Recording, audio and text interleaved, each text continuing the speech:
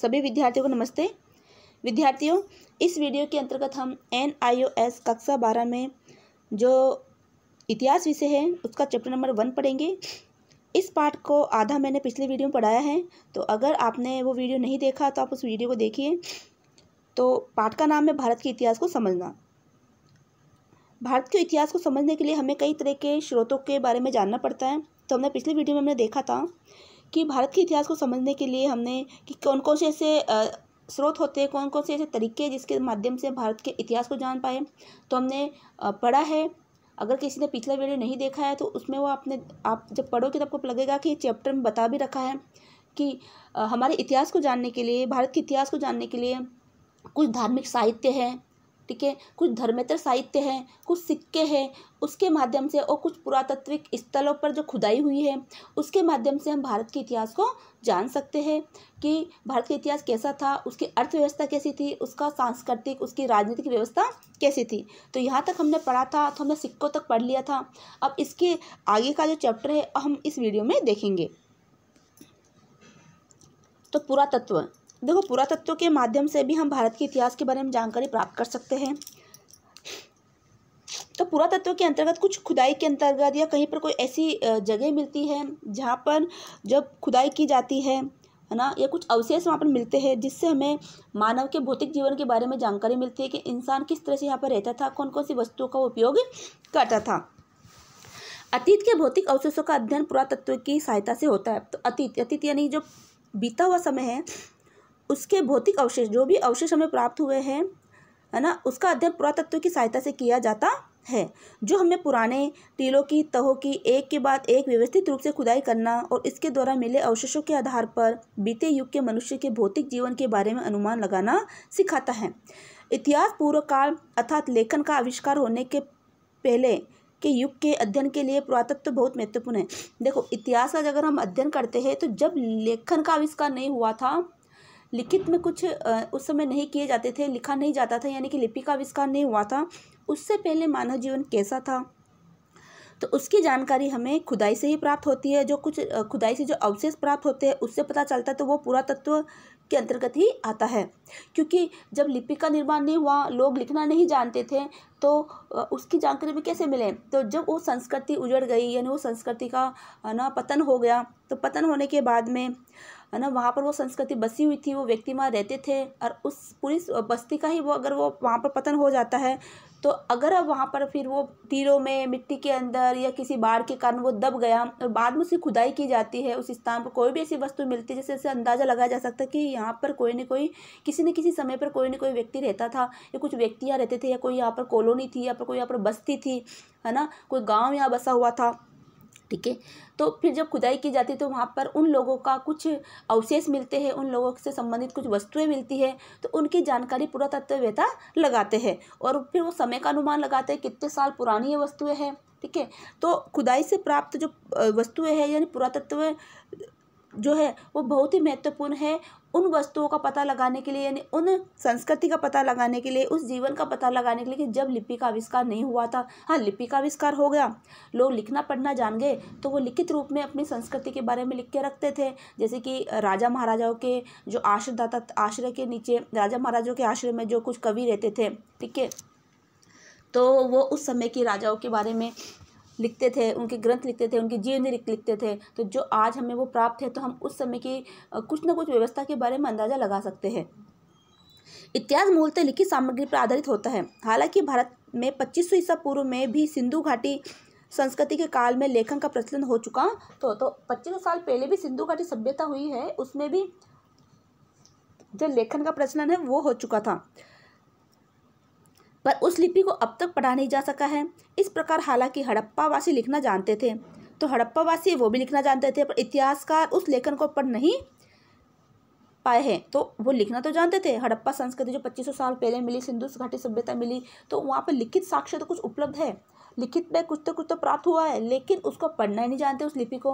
हम आज हमारे सामने वो लिपि आ जाए तो हम उसको पढ़ ही नहीं पाए, है ना। तो फिर जब उस समय की लिपि को पढ़ा ही नहीं जा पा रहा है तो फिर वहाँ की संस्कृति के बारे में कैसे पता चले। तो वो तरीका है पुरातत्ववेत्ता द्वारा, है ना, पुरातत्व के अंतर्गत जो खुदाई की जाती है उससे उसका पता चलता है। उनकी संस्कृति को प्रारंभिक ऐतिहासिक दौर में रखा गया है। जिस सबसे पहली लिपि को पढ़ा जा चुका है वह है ब्राह्मी, यानी जिस लिपि को सबसे पहले पढ़ा गया वो है ब्राह्मी, जो ईसा पूर्व 3वीं सदी की लिपि है और अशोक के शिलालेखों से प्रयुक्त हुई है। तो अशोक के शिलालेख में जो लिपि प्रयुक्त हुई है उसी को पढ़ा गया है, जो कि ब्राह्मी लिपि में था। खुदाई के द्वारा भारत में 7 लाख वर्ष पहले रहने वाले मानवों के द्वारा प्रयुक्त औजार तक मिले हैं। जब पुरातत्ववेत्ताओं द्वारा खुदाई की गई तो खुदाई के अंतर्गत 7 लाख वर्ष पहले के भी कुछ औजार मिले जो कि मानव के द्वारा प्रयुक्त होते थे। हड़प्पा के स्थलों की खुदाई से वहाँ की बस्तियों की योजना तथा लोगों के निवास स्थानों के स्वरूप का पता चलता है। साथ ही यह भी पता चलता है कि वे मिट्टी के किस प्रकार के बर्तनों, कैसे औजारों और उपकरणों और किस प्रकार के खाद्यान्नों का इस्तेमाल करते थे। तो उससे ये भी पता चला है कि वो मिट्टी के किस प्रकार के बर्तन वो बनाते थे, ठीक है, किस प्रकार के औजारों का उपयोग करते थे, किस प्रकार के उपकरणों का, किस प्रकार खाद्य पदार्थों, भोजन का उपयोग वो करते थे। दक्षिणी भारत में कुछ व्यक्तियों को उनके मिट्टी के बर्तनों, औजारों, हथियारों और अन्य निजी वस्तुओं के साथ बड़े बड़े भारी पत्थरों के नीचे दफनाया जाता था। तो दक्षिणी भारत में कुछ व्यक्तियों को उनके मिट्टी के बर्तनों के साथ ही, यानी उनके साथ जब दफनाया जाता था उनकी मृत्यु के बाद में, तो उनके साथ कुछ मिट्टी के बर्तन, औजार, उनके हथियारों और निजी उनकी उपयोगी जो वस्तुएं हैं वो भी उनके साथ ही दफना दी जाती थी। तो जब उनकी कब्रें खोदी गई तो उस तरह की चीज़ें उन पुरातत्ववेत्ताओं को मिली है। इन कब्रों को महापाषाणनीय मेगालिथ कहा जाता है। तो इन कब्रों का कहा जाता है महापाषाण, जिसको मेगालिथ कहा जाता है। इनकी खुदाई से हमें 3वीं सदी ईसा पूर्व के पहले दक्षिणी भारत में रहने वाले लोगों के जीवन के बारे में पता चलता है। खुदाई में मिले अवशेषों की प्राचीनता या उम्र का निर्धारण कई पद्धति से होता है। अब जो खुदाई में जो भी वस्तुएं मिलती है तो कितनी पुरानी है, कितनी प्राचीन है, उसका निर्धारण कई तरह की पद्धतियों द्वारा, कई तरह के तरीकों द्वारा किया जाता है। इनमें से सबसे महत्वपूर्ण है रेडियो कार्बन या कार्बन 14 C14 काल निर्धारण पद्धति। तो ये काल निर्धारण पद्धति है रेडियो कार्बन, या जिसको कार्बन 14 या C कार्बन में बोला जाता है। ये काल निर्धारण यानी समय का निर्धारण करने वाला एक तरीका है, एक पद्धति है। तो अगर आपको पूछा जाए कि जो भी खुदाई में वस्तुएं प्राप्त होती है उसका काल का निर्धारण किस पद्धति से किया जाता है, उसका उम्र का निर्धारण यानी कितने साल पुरानी है, इसका निर्धारण C14 पद्धति द्वारा यानी कि कार्बन 14 पद्धति द्वारा या फिर रेडियो कार्बन पद्धति द्वारा किया जाता है। कार्बन 14 एक विकिरणशील कार्बन है जो सभी प्रकार के जीवनधारियों में होता है। तो कार्बन 14 क्या है? विकिरणशील कार्बन पदार्थ होता है जो कि सभी प्रकार के जो भी जीवनधारी मनुष्य है, व्यक्ति, उनमें होता है। जीवनधारियों की मृत्यु के बाद सभी विकिरणशील पदार्थों की तरह यह भी एक निश्चित समान गति से नष्ट होता है। किसी भी प्राचीन पदार्थ, लकड़ी या हड्डी की उम्र का अंदाजा इस बात से लगाया जा सकता है कि उसके C14 तत्वों का किस सीमा तक ह्रास हुआ है। तो देखो ये विकिरण निकलता है। कार्बन 14 पद्धति में क्या होता है? विकिरण निकलता है। तो जो भी जीवनधारी जो भी प्राणी हैं, चाहे वो हड्डियां है, लकड़ी है, जैसे कि पेड़ पौधों में भी जीवन होता है, तो लकड़ियां है, हड्डियां है, वो जो मिलती है तो उनके जीवन का पता लगाने के लिए C14 पद्धति का इस्तेमाल किया जाता है। तो उनमें भी कार्बन होता है, मनुष्य की हड्डियों में कार्बन होता है, लकड़ियों में कार्बन होता है। तो जब वो कार्बन का धीरे धीरे विनाश होता जाता है तो वो विनाश होने का तरीका यानी किस सीमा तक उस कार्बन का ह्रास हो गया है, विनाश हो गया है, उस सीमा का पता लगाकर उस समय के काल का पता लगाया जाता है। उस समय का पता लगा लिया जाता है कि कितने साल पुरानी ये हड्डी है या कितने साल पुरानी ये लकड़ी है। मौसम और वनस्पतियों के इतिहास का पता पौधों के अवशिष्ट अंशों और मुख्यतः पराग के विश्लेषण से लगता है। तो देखो वनस्पति है, पेड़ पौधे हैं, उनके इतिहास का पता जो है उनके अंशों, उनमें जो मुख्यतः पराग होता है वो पराग का विश्लेषण से पता चलता है। इस आधार पर अनुमान लगाया जा गया है कि कश्मीर और राजस्थान में 7000 से 6000 ईसा पूर्व के लगभग भी खेती होती थी। तो देखो कश्मीर और राजस्थान में ईसा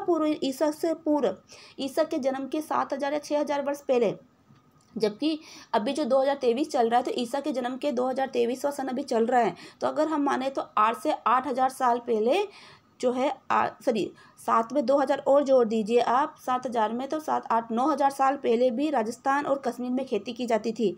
धातु की बनी वस्तु की प्रकृति तथा उनके अवयवों को भी वैज्ञानिक विश्लेषण से हो सकता था, यानी कि धातु से बनी हुई वस्तुओं से और इनसे उन खदानों का भी पता चल सकता है जिसमें ये धातु निकाली गई है। तो कुछ प्रकृति द्वारा, कुछ वैज्ञानिक विश्लेषण द्वारा उन खदानों का भी पता चल सकता है जिनसे कि वो धातु जैसे कि सोना, चांदी, तांबा, कांसा, पीतल जो भी है वो निकाली गई है, उसका पता चलता है। इस प्रकार धातु प्रौद्योगिकी एवं टेक्नोलॉजी के विकास के चरणों को भी पहचाना जा सकता है।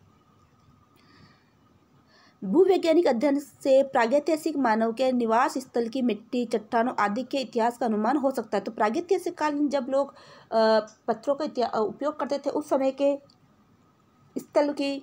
समय के निवास स्थल जो मिट्टी के, चट्टानों आदि में लोग रहते थे, उसका भी अनुमान लगाया जा सकता है। जब तक एक और मनुष्य और दूसरी ओर मिट्टी, पौधों और पशुओं के निरंतर पारस्परिक संपर्क को न समझा जाए, तब तक मानव इतिहास को भी नहीं समझा जा सकता। यानी कि मनुष्य का मिट्टी के साथ क्या संबंध रहा है, मनुष्य का पशु, पेड़ पौधों आदि के साथ आपस में क्या संबंध रहा है, जब तक इसको नहीं समझा जा सकता है, समझा नहीं जाए, तब तक इतिहास के बारे में एक सटीक जानकारी नहीं प्राप्त की जा सकती। पुरातत्व के अवशेषों के साथ ही भूवैज्ञानिक और शास्त्रीय अध्ययनों का योग मानव इतिहास की पुनर्रचना और विकास के लिए महत्वपूर्ण सामग्री प्रस्तुत करता है। अब देखो, ये कुछ प्रश्न है जिससे संबंधित है कि पुरातत्व शास्त्र की परिभाषा दीजिए, C14 काल निर्धारण की उपयोगिता समझाइए। तो इससे संबंधित जो प्रश्न उत्तर जो है वो आपको पार्ट्स कंप्लीट होने के बाद में मिल जाएंगे। अगला है विदेशी यात्रियों के वृत्तांत। तो विदेशी यात्री, अब देखो हमारे भारत में कई तरह के विदेशी यात्री आए जो हमारे भारत में रुके हैं, रहे हैं, जैसे कि फाहियान है, ठीक है, ह्वेनसांग है, अन्य कई विदेशी यात्री यहाँ पर आए हैं। अलग अलग राजाओं के काल में वो आए, है ना। जैसे कि मेगनिस आए जो कि चंद्रगुप्त मौर्य के दरबार में एक राजदूत के रूप में आए थे। ग्रीक नागरिक था ये, ठीक है। तो जो विदेशी यात्री हमारे देश में आए तो उन्होंने हमारे देश के बारे में कुछ ना कुछ लिखा है। जिस राजा के काल में वो आए, जिस राजा के समय में वो आए, तो उस समय की राजनीतिक स्थिति के बारे में उन्होंने लिखा है। तो विदेशी यात्रियों के जो वृत्तांत है, विदेशी यात्रियों ने जो हमारे देश के बारे में, हमारे भारत के बारे में या उस समय के बारे में जो भी लिखा है, जो भी कुछ उन्होंने साहित्य लिखा, उस समय की राजनीतिक आर्थिक व्यवस्था के बारे में उन्होंने लिखा, उससे भी हमें हमारे इतिहास के बारे में जानकारी प्राप्त होती है। तो विदेशी यात्रियों के वृत्तांत में हम पढ़ेंगे कि स्थानीय साहित्य के प्राप्त जानकारी को विदेशियों द्वारा दिए गए ब्यौरों से और बढ़ाया जा सकता है। तो स्थानीय जो साहित्य में प्राप्त हुआ है उसकी जानकारी को हम विदेशियों द्वारा कुछ जानकारी, कुछ ब्यौरा दिया गया है, उससे हम और ज़्यादा समझ सकते हैं। भारत में समय समय पर ग्रीस, रोम और चीन से आगंतुक आते रहे हैं। आगंतुक यानी वहाँ से आने वाले यात्री यहाँ आते रहे हैं, कोई राजदूत बनकर, कोई यात्री के रूप में, तो कोई धर्म के अध्ययन के लिए। उन्होंने जो कुछ देखा वे उसका वृत्तांत छोड़ गए। तो उन्होंने जो कुछ भी यहाँ पर देखा उसको उन्होंने लिखित रूप में कुछ वृत्तांत उन्होंने छोड़ा है।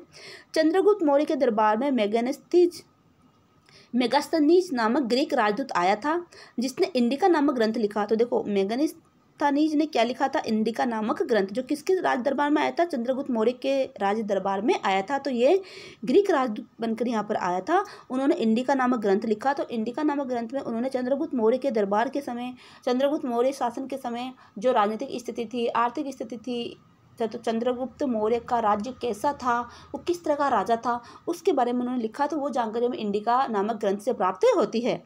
और इसके लेखक कौन है, मेगास्थनीज इनके लेखक है। इसका मूल पाठ आज नहीं मिलता, लेकिन इनके कुछ अंश परवर्ती ग्रीक लेखकों की रचनाओं के उद्धरणों के रूप में सुरक्षित रह गए। तो देखो, इंडिका आज मूल रूप से तो नहीं मिलती है, लेकिन उससे संबंधित कुछ जानकारी है वो आज भी हमें प्राप्त होती है। तो ग्रीक जो शासक है, ग्रीक जो लेखक है, ग्रीक लेखकों की रचनाओं में हमें इंडिका के बारे में कुछ न कुछ अंश प्राप्त होते हैं। उन्होंने एकत्रित करके पढ़ा जाए तो हमें मौर्य काल की प्रशासन व्यवस्था ही नहीं बल्कि सामाजिक वर्गों तथा आर्थिक गतिविधियों की भी बहुमूल्य जानकारी मिलती है। तो अब जो भी ग्रीक शासक है, ग्रीक लेखक है, उन लेखकों की रचनाओं में इंडिका से संबंधित कुछ भी चीज़ें लिखी हुई है, उसको अगर हम इकट्ठा करके पढ़े तो हमें मौर्य काल के शासक के बारे में, मौर्य काल के प्रशासन के बारे में, उनकी सामाजिक वर्गों और आर्थिक गतिविधियों के बारे में हमें बहुत सी जानकारी मिलती है। पहली और दूसरी शताब्दी ईस्वी के ग्रीक और रोमन वृत्तांतों में कई भारतीय बंदरगाहों का और उन वस्तुओं का उल्लेख हुआ है जिनका व्यापार भारत तथा रोम साम्राज्य के बीच होता था। इस संदर्भ में ग्रीक के लिखे ग्रंथ एरिथ्रियन सी और टोलेमी की ज्योग्राफी बहुमूल्य सामग्री उपलब्ध कराते हैं। चीनी यात्रियों में फाहियान और हेंगुसांग का नाम लिया जा सकता है। दोनों बौद्ध थे। तो दोनों लोग कौन थे, ये फाहियान और हेंगुसांग, ये दोनों बौद्ध थे और इस देश में बौद्ध तीर्थों के दर्शन तथा बौद्ध धर्म का अध्ययन करने आए थे। तो वो भारत में क्यों आए थे? बौद्ध तीर्थ स्थल है उनका दर्शन करने और बौद्ध धर्म का अध्ययन करने आए थे। ईसा की 5वीं शताब्दी में भारत में आए फाहियान ने गुप्तकालीन भारत की स्थितियों का वर्णन किया। तो ये गुप्तकालीन शासक के समय कौन आया था? फाहियान आया था। तो उस समय गुप्तकाल में जो शासन व्यवस्था कैसी थी, है ना, उसके बारे में उन्होंने वर्णन किया। जबकि हेंगस्वान ने 7वीं सदी में राजा हर्षवर्धन के काल का वैसा ही ब्यौरा दिया है। तो हेंगस्वान किसके शासनकाल में आया था? 7वीं सदी में राजा हर्षवर्धन के काल में ये आया था। तो उन्हें राजा हर्षवर्धन के शासन के बारे में लिखा है। हेंगस्वान ने उस समय नालंदा विश्वविद्यालय, जो कि बिहार में पड़ता है, तो यहाँ पर प्रश्न बनता है कि नालंदा विश्वविद्यालय कहाँ पड़ता है? बिहार में। तो हेंगस्वान ने उस समय नालंदा विश्वविद्यालय के उत्कर्ष का भी बड़े विस्तार से वर्णन किया। तो नालंदा विश्वविद्यालय जो बिहार में है, तो उस समय नालंदा विश्वविद्यालय कितना प्रसिद्ध था, वहाँ से विदेशों से बच्चे आके पढ़ते थे हमारे देश में, बिहार में। तो उसका भी उन्होंने विस्तार से वर्णन किया है। देखो, इससे संबंधित कुछ प्रश्न दे रखे हैं कि इंडिका किसने लिखी?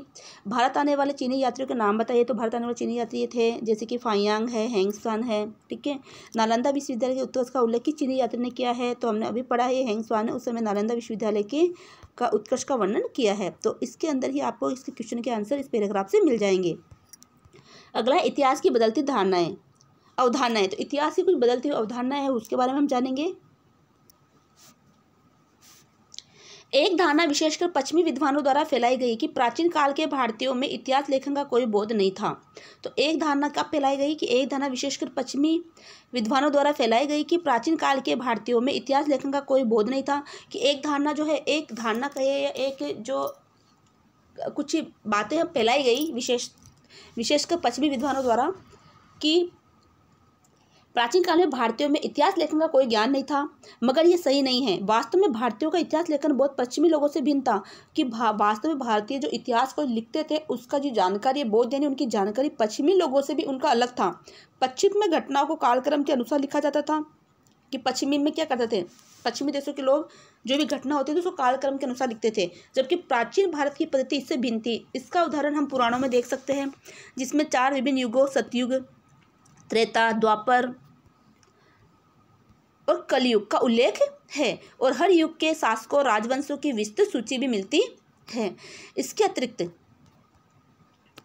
उत्कीर्ण लेखों की भी बड़ी संख्या मिलती है, जिसमें विभिन्न राजवंशों के राजाओं की वंशावली का और साथ ही उनकी उपलब्धियों का उल्लेख है। इससे पता चलता है कि भारतीयों को घटनाओं के समय और स्थान का बुनियादी बोध था। तो जब हम पुराणों को देखते हैं, जिसमें अलग अलग युगों के बारे में लिखा गया है, वहाँ उस समय के शासकों, राजवंशों के बारे में विस्तार से सूची उसमें बताई गई है, ठीक है। उसी प्रकार राजाओं की वंशावली, राजाओं की उपलब्धियों के बारे में लिखा गया है। तो उस घटना से हमें उसकी उस समय के इतिहास की बुनियादी जानकारी हमें मिलती है। प्राचीन भारत के इतिहास में आधुनिक खोज 1765 में प्रारंभ हुई, जब बंगाल और बिहार ईस्ट इंडिया कंपनी के नियंत्रण में आ गए। हिंदू विधि व्यवस्था लागू करने के लिए भारतीय विधि के प्राचीन ग्रंथ मनुस्मृति का 1776 में अंग्रेजी में अनुवाद किया गया। तो भारतीय हिंदू विधि व्यवस्था यानी हिंदू में जो नियम कानून है उसको लागू करने के लिए तो भारतीय विधि के प्राचीन जो ग्रंथ था, भारत में जो प्राचीन ग्रंथ था मनुस्मृति, जो उसको 1776 में अंग्रेजी में अनुवाद किया गया, क्योंकि उस समय अंग्रेजों का शासनकाल था, तो अंग्रेजों को हिंदी इतनी नहीं आती थी। तो उन्होंने हिंदू विधि व्यवस्था को लागू करने के लिए मनुस्मृति जो हिंदी संस्कृत में लिखी हुई थी, उनको उन्होंने किस में अनुवाद करवाया? इंग्लिश में अनुवाद करवाया। अंग्रेजों ने प्राचीन भारतीय नियमों और आचारों को जानने समझने के लिए जो प्रारंभिक प्रयत्न किए थे, उन्हें सन 1784 में एशियाटिक सोसाइटी ऑफ बंगाल की स्थापना के साथ पूर्णतः प्राप्त हुई तथा ऐसी व्यवस्था अन्य कई सोसाइटियों के तत्वाधान में हिंदू धार्मिक तथा शास्त्रीय लेखन का अंग्रेजों में अनुवाद हुआ। तो अब देखो, अंग्रेजों को भी यहाँ के नियम धर्म को समझने के लिए, नियम कानून को समझने के लिए अंग्रेजी में कई ग्रंथों का अनुवाद करवाना पड़ा, क्योंकि हमारे तो नियमों की, विधि की, हिंदू विधि व्यवस्था की जो किताबें प्राचीन काल में लिखी गई थी, उसको भी उन्होंने अंग्रेजों ने सीखा, समझा और फिर उन्होंने लागू किया। और साथ में कई सोसाइटी जो है, उन्होंने कई हिंदू धार्मिक और शास्त्रीय लेखनों का भी उन्होंने अंग्रेजी में अनुवाद किया।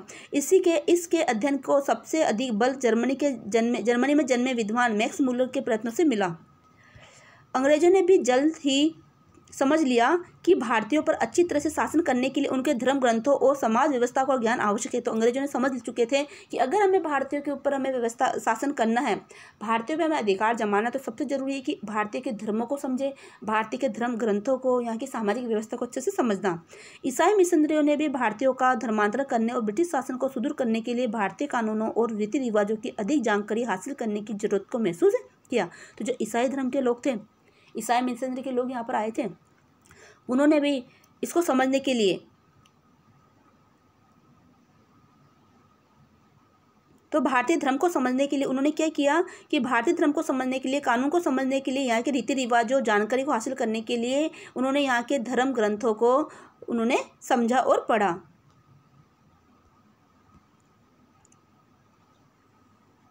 भारतीय लेखन का अनुवाद करते हुए पश्चिमी विद्वानों ने जताया कि भारतीय परिवर्तन के प्रति अनिच्छुक होते हैं। तो जब भारतीय